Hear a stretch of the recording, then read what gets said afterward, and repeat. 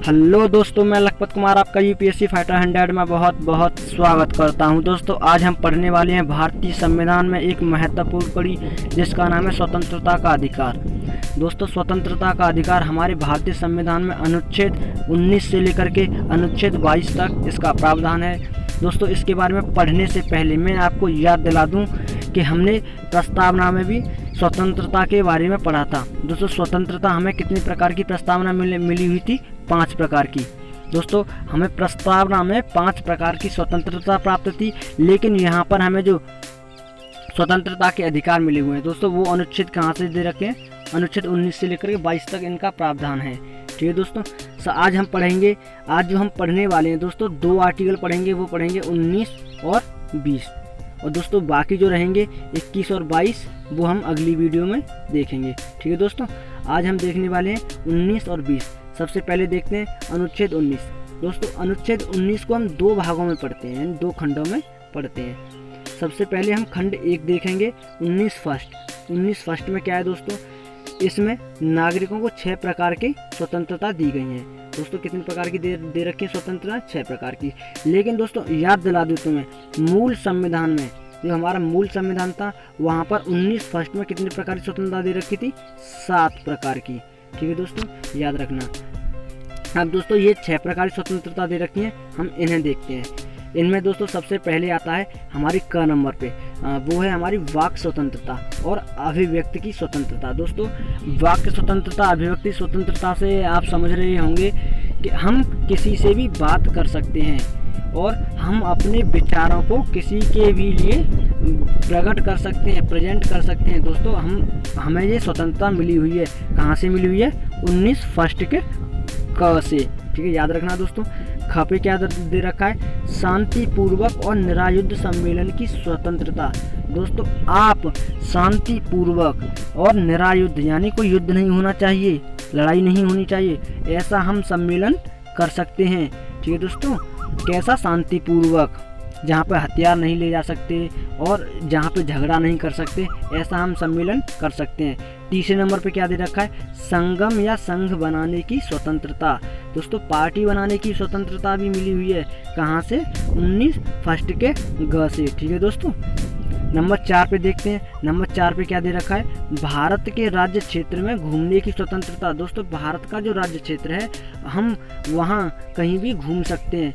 ठीक है दोस्तों, लेकिन इसके रूप में अपवाद भी है। दोस्तों अपवाद क्या है कि कुछ ऐसे क्षेत्र होते हैं जहाँ पे हम सीधे नहीं जा सकते, वहाँ पे सरकार से हमें अनुमति लेनी पड़ेगी। जैसे अंडमान निकोबार द्वीप हो गया, कुछ जनजाति क्षेत्र हो गए। दोस्तों वहाँ पे जाने के लिए हमें अनुमति लेके हम जा सकते हैं, सीधे नहीं जा सकते, वो प्रतिबंधित क्षेत्र होता है। ठीक है दोस्तों, अब 5वें नंबर पर देखते हैं दोस्तों, उसमें क्या दे रखा है? उसमें है दोस्तों भारत के राज्य क्षेत्र में किसी भी भाग में निवास करने की स्वतंत्रता। दोस्तों हम भारत के जो राज्य क्षेत्र है हम किसी भी क्षेत्र में जाकर के अपना निवास मतलब अपना घर बना सकते हैं। ठीक है दोस्तों, हम रह सकते हैं, हमें ये स्वतंत्रता मिली हुई है 19 फर्स्ट से।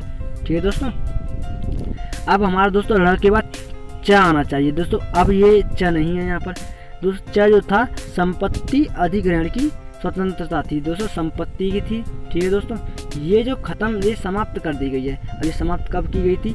ये की गई थी 44वें संविधान संशोधन द्वारा 1978 में, याद रखना। अब दोस्तों इसे 300 क में विधिक अधिकार कर दिया गया, यानी अब ये कानूनी अधिकार है। संपत्ति का अधिकार अब कानूनी अधिकार है, 300 क में इसे रख दिया गया है। दोस्तों इसके बाद आता है 6, यानी 6वें नंबर का है। दोस्तों इसमें क्या दे रखा है? भारत के राज्य क्षेत्र में व्यापार करने की स्वतंत्रता। दोस्तों भारत का जो राज्य क्षेत्र है वहाँ पर हम व्यापार कर सकते हैं, हमें कोई रोकने वाला नहीं है। ठीक है दोस्तों, अब देखते हैं दोस्तों 19 सेकंड में क्या क्या प्रावधान है। दोस्तों 19 सेकंड में इसके तहत अभिव्यक्ति की स्वतंत्रता पर निबंधन का आधार। दोस्तों अब जो अभिव्यक्ति की स्वतंत्रता है, अभिव्यक्ति की स्वतंत्रता दोस्तों कहाँ पर है? 19 का फर्स्ट का क, इसमें ही है अभिव्यक्ति स्वतंत्रता। इस पर निर्बंधन है। दोस्तों अब तो मैं 19 फर्स्ट के क के जो सारे प्रावधान हैं उन्हें तुम्हें गिना दूं। अब वो कौन से हैं? अब ये दे रखे हैं, ध्यान देने योग्य बात। ठीक है दोस्तों, अब यहाँ पर क्या है? इसमें यहाँ पर दे रखा है 19 फर्स्ट का क के सारे प्रावधान। उसमें क्या क्या है? नंबर 1 है प्रेस की स्वतंत्रता का अधिकार। 19 के फर्स्ट क में दे रखा है प्रेस की स्वतंत्रता का अधिकार, यानी अब न्यूज़पेपर वाले, प्रेस वाले किसी भी नेता से स्वतंत्र रूप से प्रश्न पूछ सकते हैं। उन पर ये नहीं कहने वाला कि तुम ऐसे क्यों पूछ रहे हो, ऐसी बात क्यों कर रहे हो, कि आप हमारे बारे में ऐसा क्यों दिखा रहे हो। ठीक है दोस्तों, वो दिखा सकते हैं। दूसरा नंबर क्या है, राष्ट्रीय ध्वज फहराने के अधिकार। दोस्तों आप मतलब भारत में कहीं भी, भारत का कोई भी नागरिक राष्ट्रीय ध्वज फहरा सकता है। ठीक है दोस्तों। नंबर 3, विज्ञापन की स्वतंत्रता। दोस्तों व्यापार से संबंधित विज्ञापन की स्वतंत्रता। दोस्तों हम अपना लोगो या अपना कोई प्रचार या कोई ऐड वगैरह हम करा सकते हैं, वो हमें स्वतंत्रता मिली हुई है 19 फर्स्ट के क से। ठीक है दोस्तों। अब नंबर 4 पे क्या है, सूचना का अधिकार। दोस्तों सभी भारत के नागरिकों को सूचना का अधिकार भी प्राप्त है। और 5वें नंबर पे क्या है, जानने का अधिकार। दोस्तों कोई भी मैटर हो वो तुम जान सकते हो, अपने भारत सरकार से प्रश्न पूछ सकते हो कि ऐसा क्यों हो रहा है, इतना पैसा क्यों खर्च हो रहा है, आपको जानने का अधिकार है। और नंबर 6, चुप रहने का भी अधिकार है दोस्तों, यानी आपको चुप रहने का भी अधिकार है। नंबर 7 में पे क्या है दोस्तों, 7 पर है विदेश जाने का अधिकार। दोस्तों आप विदेश जाने का या विदेश घूमने का अधिकार भी रखते हो। ठीक है दोस्तों। 8वें नंबर पे क्या है, प्रदर्शन या धरना करने का अधिकार। दोस्तों आप प्रदर्शन या धरना कर सकते हो, आपको कोई रोकने वाला नहीं है। अब इसके लिए भी कुछ पॉइंट दे रखे हैं दोस्तों। अब जो अपवाद हैं या निर्बंधन हैं हम उन्हें बाद में देखेंगे, उन्हें देखेंगे 19 सेकंड में, जो अभी देखेंगे दोस्तों।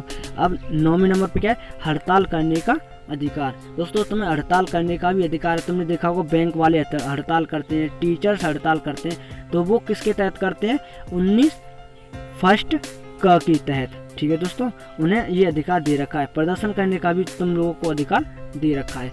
अब दोस्तों हमें इन अधिकारों का प्रयोग करना है। अब किन बातों को ध्यान में रख के करना है, ये हमें निर्बंधन के द्वारा बताया जाएगा। अब दोस्तों हम 19 सेकंड को देखते हैं। निर्बंधन, इनकी संख्या कितनी है, 6 है।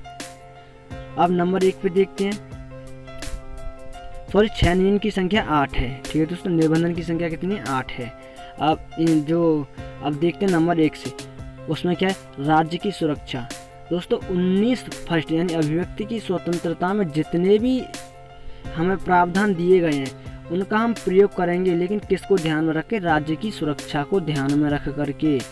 ऐसा ना हो कि राज्य की सुरक्षा भंग हो जाए, आप कहो कि हमें जानने का अधिकार है और आप बता दीजिए कि आपकी सेना में क्या क्या है, कोई खुफिया। तुमने देखा होगा राफेल वाला जो मुद्दा आया था, सारे जो विपक्ष कहता था कि हमें बताइए कितने का सौदा हुआ है, कैसे क्या हुआ है, लेकिन हमारी निर्मला सीतारमण ने कह दिया था कि नहीं, हम ये देश की सुरक्षा के हित में है, हम इसे उजागर नहीं कर सकते। ऐसे ही कहा था ना, तो ये ऐसे हम नहीं जान सकते ऐसी चीज़ों को, ये हमारे राज्य की सुरक्षा के विरुद्ध नहीं होना चाहिए। ठीक है दोस्तों, हम इनका प्रयोग करेंगे, लेकिन किसको ध्यान में रखें, राज्य की सुरक्षा को ध्यान में रखें। दूसरे नंबर पे क्या दे रखा है, विदेशी राज्यों के साथ मैत्रीपूर्ण संबंध।